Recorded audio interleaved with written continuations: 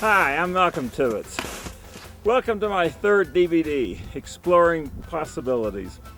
You probably didn't expect those kind of turns, but when I'm not turning wood, sometimes I do turn a pair of skis. This DVD is a little different. It's going to give you instruction on some pretty out-of-the-bowl thinking.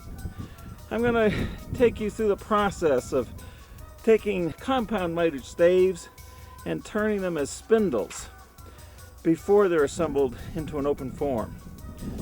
I'm going to take you through the process of creating bottomless stave constructed bowls, turning them, cutting them apart, and reassembling those parts into ribbons.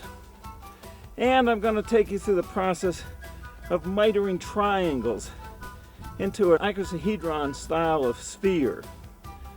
In addition, I'll show you the process of treating individual rings as if they were segments, how to taper those rings and assemble them into tubular constructions.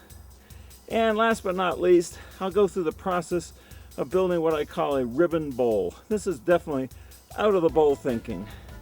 I hope you enjoy this DVD. I hope it takes you to a new level in segmented turning. Have fun with it, and above all, be safe.